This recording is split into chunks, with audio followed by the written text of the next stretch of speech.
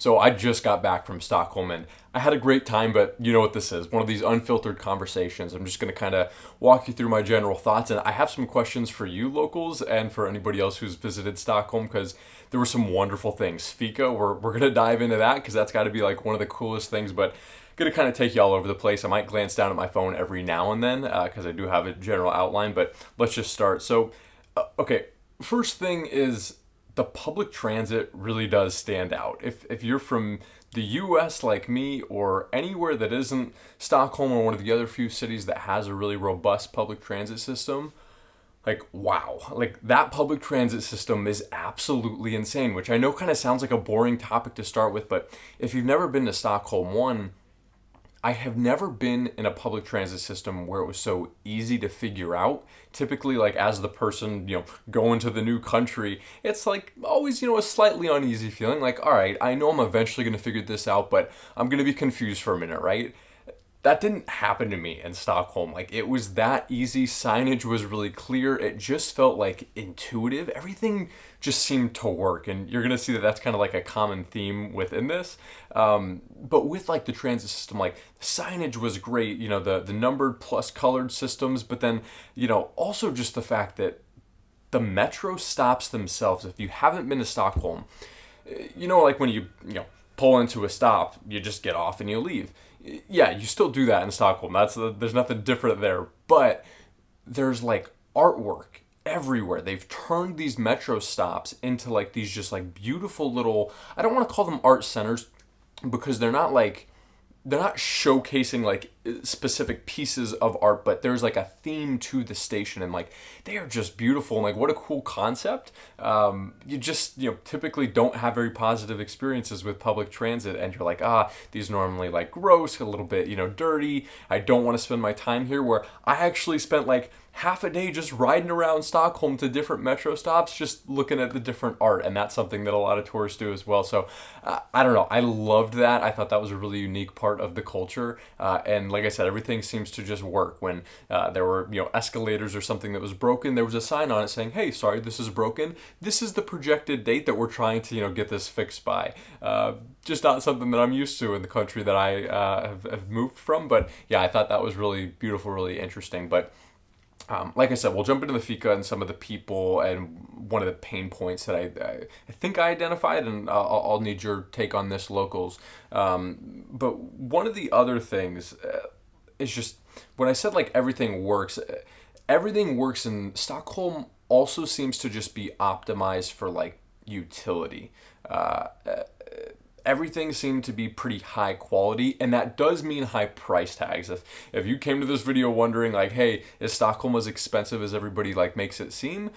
The answer is yes on that. Like you're gonna feel the squeeze in your wallet more than most European destinations, and that's okay because I do think that the value is there. What you're getting for that really high price point is just a comfortable, fun experience. Like everything seemed to be high quality. The food I found to be like really quite healthy and high quality cuisine, which I didn't completely expect. The museums that I got to visit were just, outstanding. Some of the best I've seen anywhere in the world. I've already talked about the public transit system. Very clean city, very walkable. I mean, just a beautiful place to be. So you are getting a lot of value in return for your hard-earned money there. But it is expensive, so be prepared for that. I do want to talk about. Let's talk about FIKA, because I said we would. If you don't know what the heck FIKA is, I'm trying to think of the best way to describe this and how I learned it from the locals. FIKA is this state of mind, this attitude, I don't know, this concept where basically in the afternoon, the locals end up saying, hey, we're going to separate from work, we're going to like take a breather, we're going to like gather. This isn't necessarily like a solo act, and we're going to have coffee or tea plus pastries. So I think a lot of people, when I first got to Stockholm, I thought like, oh, this is a coffee and pastry oriented thing. the more I talked to some of the locals, I learned that from their perspective, it was more about this is like the taking the step back, communicating and like socializing with others. And we do that around the coffee. We do that around the pastries. So hopefully I have that right. Locals, if I'm off base there, let me know. But like such a unique part of the culture and how it actually plays out, because you talk about like cities having like cafe culture, and there just being like a fun atmosphere and like liveliness at those cafes. The FIKA culture just feeds right into that, because you are pretty much guaranteed, like, in the early afternoon, late afternoons, that like there are going to be people of all ages hanging out with their friends, maybe coworkers, just whoever it is, enjoying good coffee, enjoying tea, enjoying good conversation, and then of course having the pastries, which were exceptional. If you're unfamiliar with Stockholm, it seemed to be that the like main pastry there was like a cardamom bun, and it was great. I've been having some like all month here, for the last couple months, I guess, here in Amsterdam. It's a different level in Stockholm. They're better. Sorry, Amsterdam. The cardamom buns and all the buns up in Stockholm were just better. So I really enjoyed that, and I found the quality of the coffee at some places to be like really high. But here's something that just completely caught me off guard in a very positive way, and this kind of contrasts with the whole like expense of Stockholm. So get this. Go to a coffee shop and I'm looking at two pretty fancy coffees. Like we're talking filtered coffees that are like $6-7 a cup. Kind of outrageous, but hey, when in Rome or when in Stockholm. And I'm like, hey, which two should I, which one should I try out of these two options? Talking to the barista. And they're like, well, here are the differences. Which one sounds best? I'm like, oh, those both sound so good. And they're like, well, start with this one and then just use your refill for this one. And I'm like, what do you mean refill? And they're like, it's coffee. It's you get a refill with your cup. And I'm like, even on filtered coffee? Like even on this nice cup? And they're like, yeah, of course. So question for you locals is that standard everywhere in Stockholm? In my experience, I did find it to be that was the case, which was phenomenal. Like, yes, you sometimes get, free coffee refills on like the crappy stuff that, is nobody's paying more than $1 or $2 for, but for like nice filter or pour over coffee, to have like free refills with like that quality that was foreign to me, in a very positive way. I was excited about that, and I was probably a little bit too hyped up my entire trip. I feel like the whole time I was in Stockholm, it was just coffee, pastries. Like I leaned into the FIKA culture as hard as I possibly could, and I don't regret it. I had a lot of fun doing that. So that was a really unique thing. But then another question for locals, I also noticed at a lot of those places there seemed to be, and I didn't ask about this, I don't know why, there seemed to be free bread. A lot of places, just like coffee shops, little cafes, had bread and butter just kind of like out, almost like where you'd get your napkins or little I don't know. It's the morning when I'm filming this. Words are hard right now. The things that you put over your coffee cup to make sure you don't burn your hand. Like that whole little area, there seemed to be bread and butter that seemed to just be free.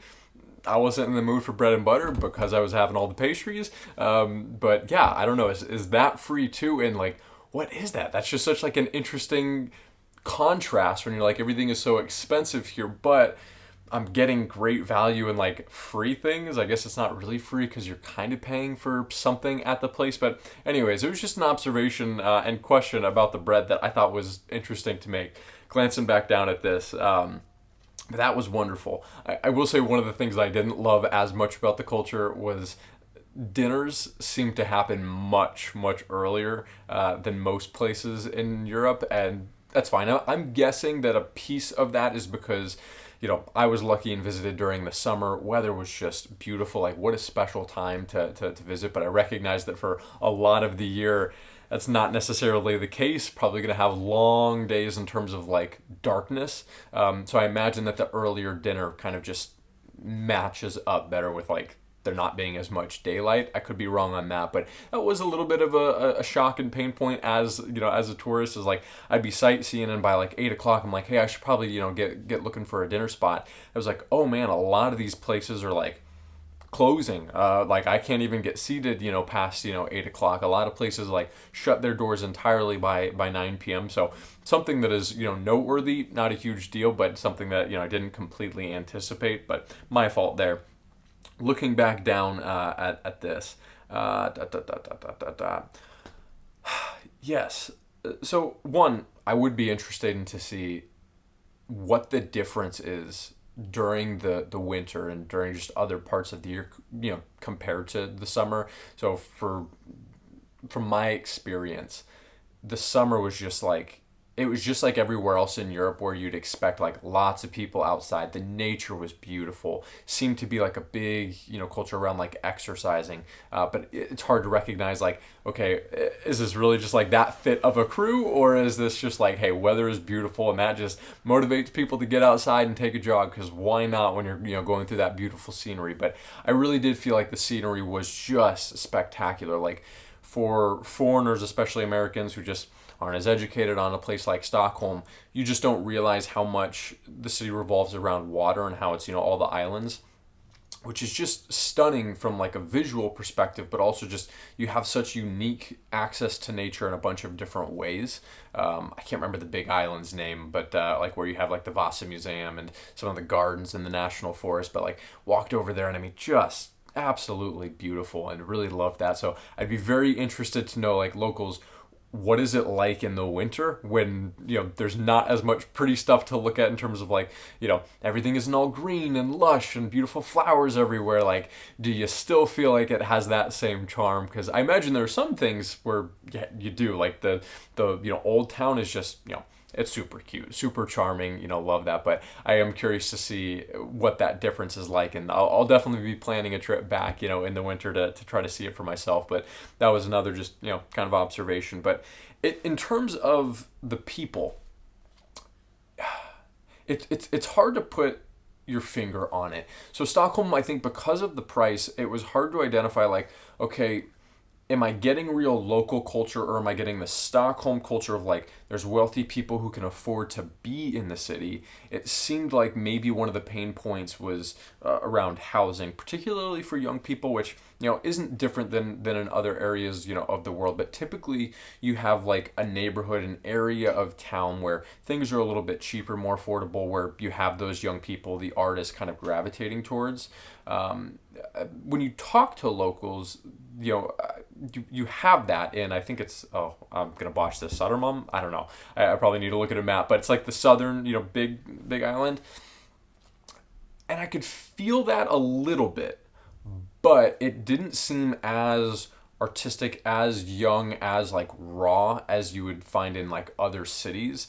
And I've heard that whole area of town has changed, quite a bit. So I know I'm asking a lot of questions of locals, but if you can't already figure out, I love these videos because I get to learn from you just as much as you learn from me. There really is no script. It's just, giving these unfiltered thoughts. So sorry for all the questions, locals, but I really am just, fascinated.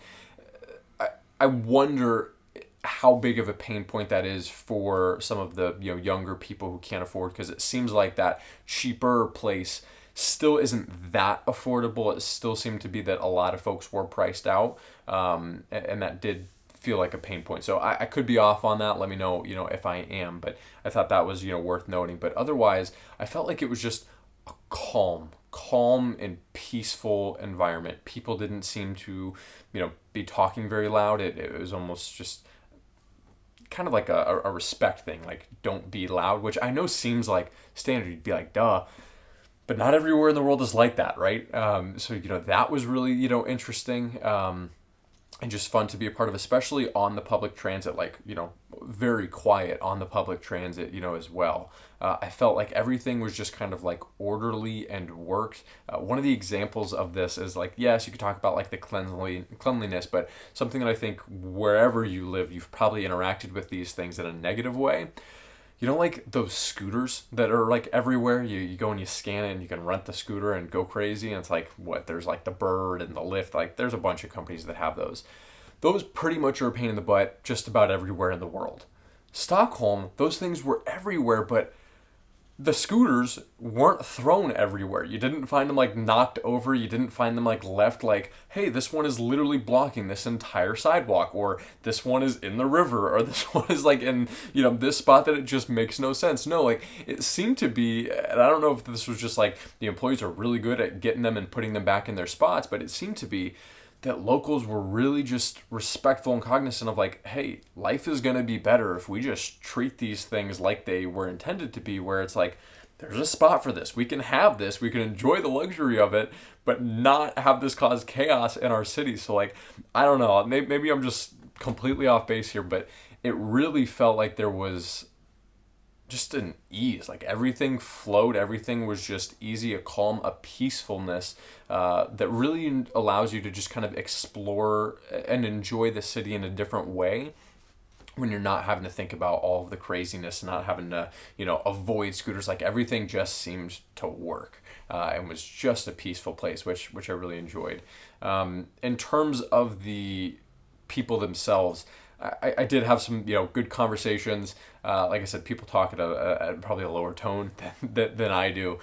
English seemed to be really common, which I always appreciate as somebody who is dumb and only speaks one language. I hardly do that well, but that was something that I think is probably a big win for most tourists. But I think another thing that you just kind of observe is there were a lot of places focused on like appearance. What I mean by that is like a lot of hair salons, nail salons, like seem to be those like everywhere, which I guess makes sense.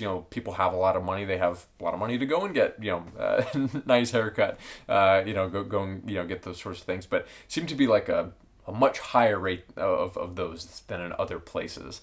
I don't know, it's kind of a jumbled mess. I don't know where I was going with that other than like, it's something that I observed, and yeah, it was interesting. I thought it was noteworthy. Looking back down at the phone here to see some of the other notes. I think one of the other things that was just really beautiful is how you have the different areas of town. They're all so connected, but they really seem to be so separate from one another culturally. Which provided a unique experience in that, like, okay, if you're on the Big Island where it's like the main focus is, the nature, you have the national forest, you have the gardens, you have, the museums, like that's all great. You have Old Town, and, you know what you're getting yourself into there. You're getting a lot of tourists. You're going to have that old world charm, but like you're there for that little, pocket of that old world feel.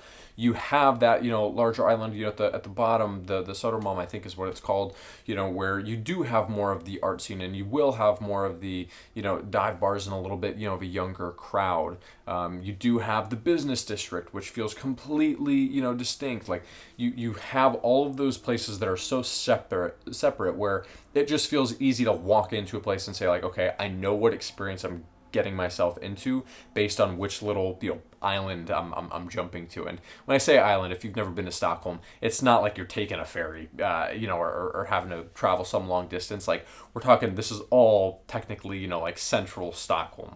One of the things that was really beautiful on that southern island was just I don't know if it's actually called a garden allotment. I found what you call a garden allotment here in Amsterdam, and there was one in Stockholm where basically it's just this community of people who live there at like kind of a reduced cost, and the government subsidizes and says basically we just want you to go crazy, grow what you want, just kind of make this beautiful and be in nature. I found one of those on that southern island. It kind of like overlooked the water and the beaches where, again, I was there in the summer. The beaches along, the coast were just swarming with people. Such a fun like vibe and energy. Very family oriented. Just felt like a very cohesive place to be. It felt like a fun, comfortable, just high quality of life. So outside of the high cost of living, which I recognize is maybe a pain point, it really does seem that Stockholm is just a great place if you're looking for that high quality of life, and a great place that is maybe overlooked a bit from tourist perspectives. I feel like you rarely, if ever, hear Stockholm as like a top 5 or even like a top 10 European destination. Maybe closer to that 10 range, but I think it's probably slept on just a bit. But if you are a local, if you feel like I've been off base on anything, would love to hear from you. And if you have visited Stockholm, even if you don't live there, would love to hear about your experience as well, especially if it was during the winter, because I imagine that they were pretty different. But really enjoyed the time there. If you enjoy more videos like this, feel free to subscribe. I move to a new country every single month, so I'm constantly putting out content. As well as just actual like tip videos. These are this unfiltered conversation, but I do have a whole series where it's more of like, hey, if you're going to this spot, here's some things that you're probably going to want to know beforehand. And I also have a newsletter, so feel free to subscribe to that. I'll leave a link in the description. It's completely free. I send out a weekly travel tip and just kind of an update from where I'm at and share some of these cultural things. So I hope that this was useful. I look forward to reading the comments and engaging with y'all. And we'll catch you guys next time.